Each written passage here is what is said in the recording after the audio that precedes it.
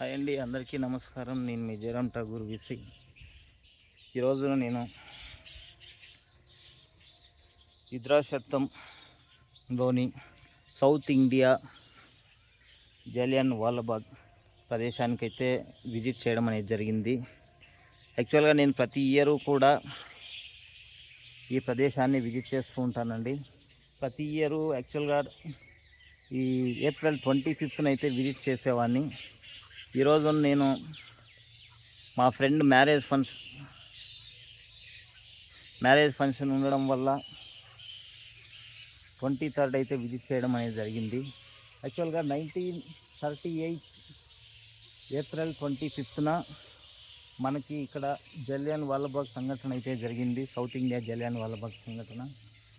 మన Indian national Congress party ఏదైతే ఉందో ఆ పార్టీ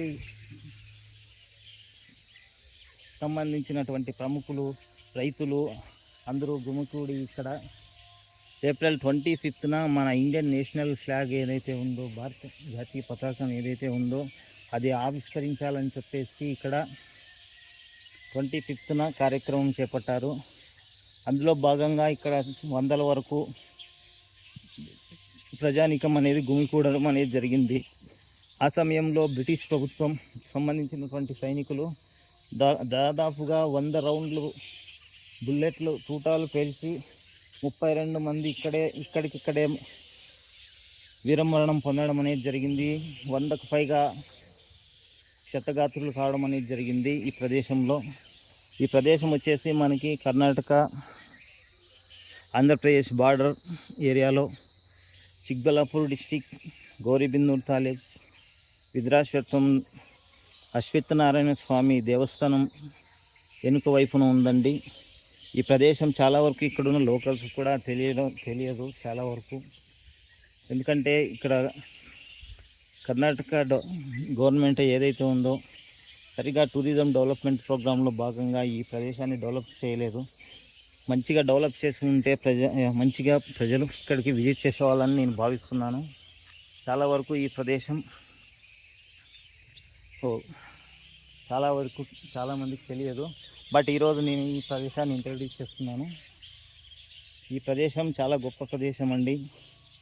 దాదాపు 32 మంది మన కోసం, మన భవిష్యత్ కోసం, మన స్వాతంత్రం కోసం పోరాటం చేసి ఇక్కడ వీరమరణం అనేది పొందడం జరిగింది. ఇక్కడ చూడండి, ఇక్కడ వీరభూమి అని రాస్తున్నారు.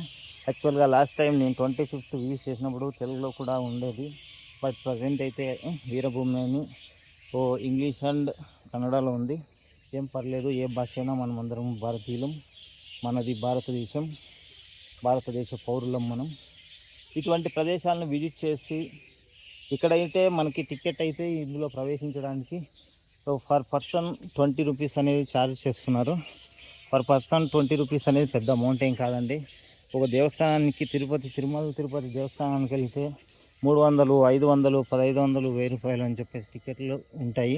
అలాగని ఇక్కడ మనకి తక్కువ 20 రూపీస్ మాత్రమే ఇచ్చారు. ఆ దేవుళ్ళు మనకి సాయం చేస్తున్నారో లేదో తెలియదు, కానీ ఈ దేవుళ్ళు అయితే మనకి స్వాతంత్రం కోసం పోరాడి వీరమరణం అయితే పొందారు. గమనించవచ్చు మీరు ఈ ప్రదేశం ఎంత చాలా బాగుందనేది.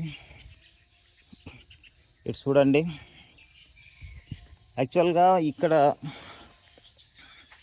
చూడండి, ప్రముఖులైతే ఎవరైతే ఉన్నారో వారి పేర్లతో సహా ఇక్కడ మనకి స్తూపాలు అయితే ఉన్నాయి.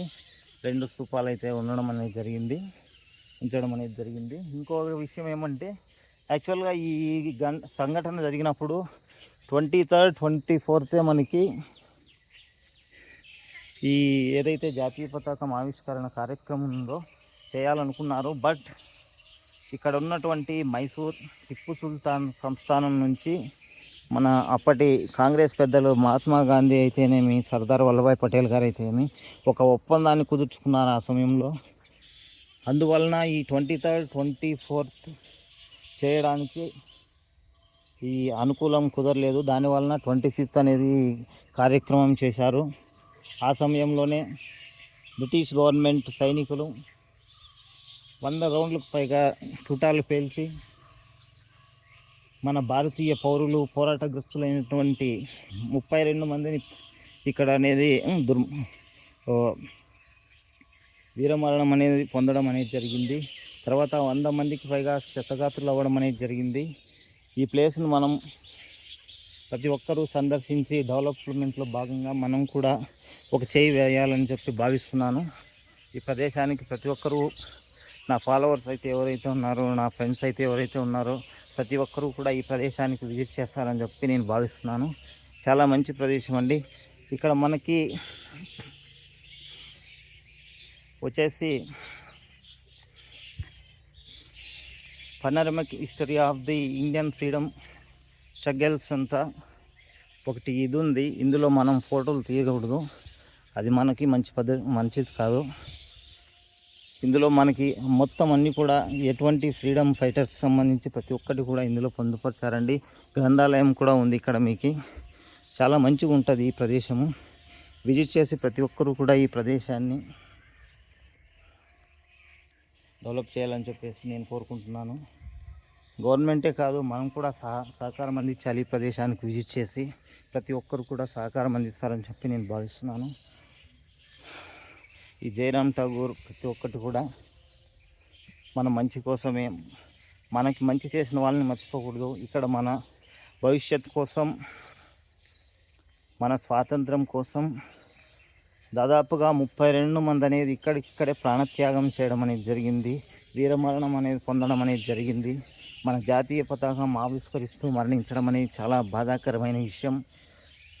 ఇది ఎలాంటి బాధాకరమైన విషయం అంటే, ఒక యుద్ధంలో సైనికులు, మన భారతీయ సైనికులు ఎలా మరణిస్తారో అంతకు మించి ఎక్కువ ఘోరంగా మరణించడం అనేది జరిగింది.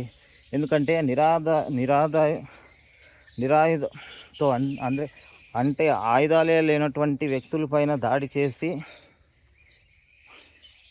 ఆయుధాలు ఉన్నటువంటి వారితో పోరాడారు ఇక్కడ ఆయుధాలు లేనివారు.